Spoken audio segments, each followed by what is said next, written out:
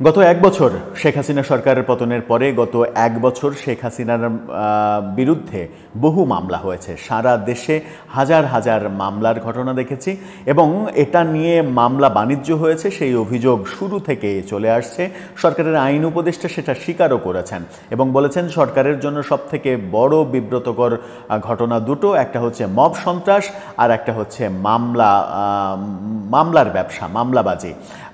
মামলা দিয়ে নানা রকমের ব্যবসা গত এক বছরে হয়েছে। এই ব্যাপারগুলো আমরা দেখেছি, কিন্তু এখন পর্যন্ত শেখ হাসিনার বিরুদ্ধে কতগুলো মামলা হয়েছে এবং শেখ হাসিনার বিরুদ্ধে মামলা সহ এখন পর্যন্ত শেখ হাসিনা তার নেতাকর্মীদের বিরুদ্ধে সারা দেশে কতগুলো মামলা হয়েছে, কোন মামলার কি অবস্থা, শেখ হাসিনার বিরুদ্ধে এত মামলা কেন হলো এবং এত মামলার ঘটনা যখন শেখ হাসিনার বিরুদ্ধে হলো তখন গত এক বছরে সরকারের বিরুদ্ধে অন্যতম বড় অভিযোগ সেটা হচ্ছে যে একটা কিংস পার্টি তৈরি করা, যে কিংস পার্টি বলা হচ্ছে এনসিপিকে। এবং আজকে টিআইবির প্রতিবেদনে, ট্রান্সপারেন্সি ইন্টারন্যাশনাল বাংলাদেশ, তাদের প্রতিবেদনে এই তথ্যগুলো উঠে এসেছে। তারা এনসিপিকে কিংস পার্টি হিসেবে আখ্যা দিচ্ছেন এবং শেখ হাসিনার মামলা নিয়ে তারা তাদের প্রতিবেদনে বিভিন্ন তথ্য প্রকাশ করেছে। কি অবস্থা শেখ হাসিনার বিরুদ্ধে মামলাবাজির ব্যাপারগুলোতে, কিভাবে এগোচ্ছে আর কেনই বা কিংস পার্টি বলা হলো এনসিপিকে, সেটা একটু বুঝে ওঠার চেষ্টা করবো। এই ভিডিওতে থাকবেন পলিটিক্স টিভির নিয়মিত আয়োজনে।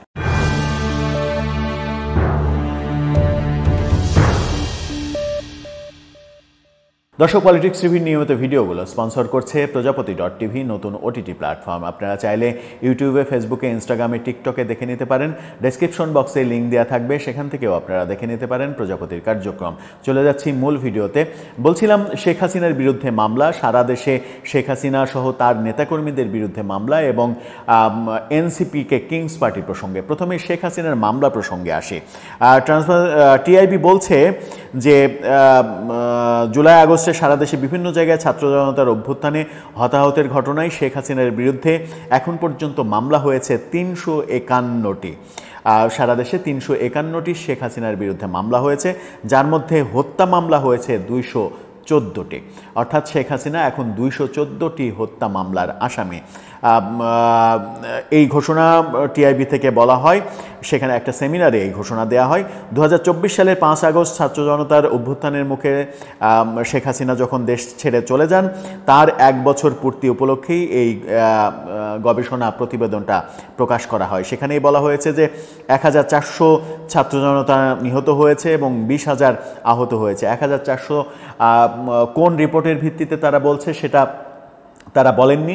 তারা জাতিসংঘের সেই ১৫ই আগস্ট পর্যন্ত হত্যাকাণ্ডের রিপোর্ট অনুযায়ী বলছেন কিনা, কারণ সরকার গেজেটে এখন পর্যন্ত ৮৩৬ জন হত্যাকাণ্ডের ঘটনা গেজেট প্রকাশ করেছে। এর বাইরে কোনো তালিকা সরকার এখন পর্যন্ত দিতে পারেনি। নিহত এবং আহতের ঘটনায় বিচার দাবি নিয়ে সারা দেশে বিভিন্ন থানায় ও আদালতে প্রায় ১,৬০২টি মামলা হয় শেখ হাসিনা সহ আওয়ামী লীগের নেতাকর্মীদের বিরুদ্ধে। এর মধ্যে হত্যা মামলা আছে ৬৩৮টি। প্রতিবেদনে আরও বলা হয়েছে, এছাড়া জুলাই আগস্টের ঘটনায় ১,৫০০ মামলার মধ্যে ৬০ থেকে ৭০টি মামলার তদন্ত প্রায় শেষ পর্যায়ে, আর ৭০% মামলার তদন্তে সন্তোষজনক অগ্রগতি হয়েছে। তবে এসব মামলা নিয়ে বাণিজ্যের ব্যাপক অভিযোগের কথা বলছে টিআইবি।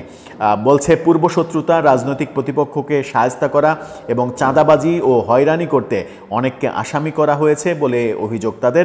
আবার মামলা থেকে অব্যাহতি দেওয়ার নামেও চাঁদাবাজির অভিযোগ আছে, এমন তথ্যও তারা তুলে এনেছে। অর্থাৎ মামলা বাণিজ্য যেটা হচ্ছে সারা দেশে, সেটার প্রতিবেদন টিআইবি তুলে আনলো। এছাড়া চাপের মুখে তদন্ত শেষ না করে মামলা গ্রহণ, বিভিন্ন জনের গ্রেপ্তার নিয়ে লুকোচুরি, এক এক জায়গা থেকে এক একজন গ্রেপ্তারের সংবাদ দেয়া, ভুল তথ্য দেয়া, এগুলোও তুলে এনেছে। এই তথ্য শেখ হাসিনা এবং তার নেতাকর্মীদের বিরুদ্ধে মামলার এই তথ্য যখন তারা তুলে আনছে, তখন সেই অনুষ্ঠানেই তারা এনসিপিকে কিংস পার্টি হিসেবে আখ্যা দিচ্ছে। সেটা নিয়ে প্রথম আলো একটা প্রতিবেদন করেছে, আপনারা শিরোনামটা দেখে নিতে পারেন। তারা বলছে এনসিপি কিংস পার্টি, তাদের দুজন সরকারে টিআইবির নির্বাহী পরিচালক। সেখানেই বলা হচ্ছে টিআইবির গবেষণা প্রতিবেদন পর্যবেক্ষণে বলা হয় সরকারের পৃষ্ঠপোষকতায় রাজনৈতিক দল বা কিংস পার্টি গঠন করা হয়েছে।